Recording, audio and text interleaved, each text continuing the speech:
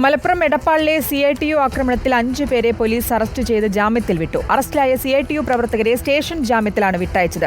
ആക്രമണത്തിൽ പ്രതിഷേധിച്ച് കോൺഗ്രസ് ചങ്ങരംകുളം പോലീസ് സ്റ്റേഷനിൽ കുത്തിയിരിപ്പ് സമരം നടത്തി. അപകടത്തിൽ പരിക്കേറ്റ ഫയാസ് ഷാജഹാൻ തൃശൂർ മെഡിക്കൽ കോളേജ് ആശുപത്രിയിൽ ചികിത്സയിലാണ്.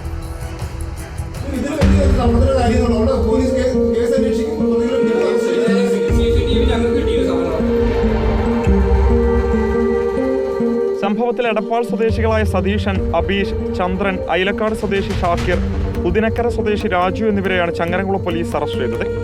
വ്യാഴാഴ്ച രാത്രി 10:00-ക്കുണ്ടായ ആക്രമണത്തിൽ വെള്ളിയാഴ്ച രാത്രിയിലാണ് പോലീസ് 10 പേരെ പ്രതികളാക്കി കേസെടുത്തത്. ഇവരെ അറസ്റ്റ് ചെയ്യാത്തതിനെതിരെ പ്രതിഷേധമുയർന്നിരുന്നു. ഇതിനിടയിലാണ് 5 പ്രതികളെ പോലീസ് അറസ്റ്റ് ചെയ്തത്. എന്നാൽ അറസ്റ്റ് രേഖപ്പെടുത്തി ഉടൻ തന്നെ സ്റ്റേഷൻ ജാമ്യത്തിൽ വിട്ടയച്ചു. പോലീസ് പ്രതികളെ സഹായിക്കുന്നുവെന്ന് ആരോപിച്ച് കോൺഗ്രസ് പ്രവർത്തകർ ചങ്ങരംകുളം പോലീസ് സ്റ്റേഷനിൽ കുത്തിയിരിപ്പ് സമരം നടത്തി.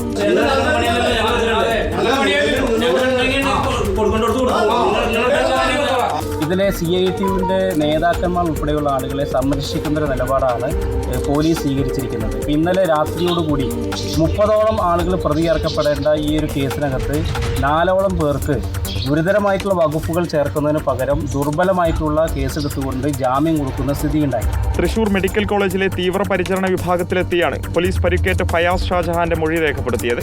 10-ലധികം പേരുള്ള സംഘമാണ് ആക്രമിച്ചതെന്നായിരുന്നു യുവാവിന്റെ മൊഴി.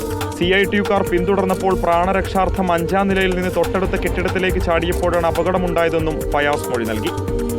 റിപ്പോർട്ടർ, തിരൂർ.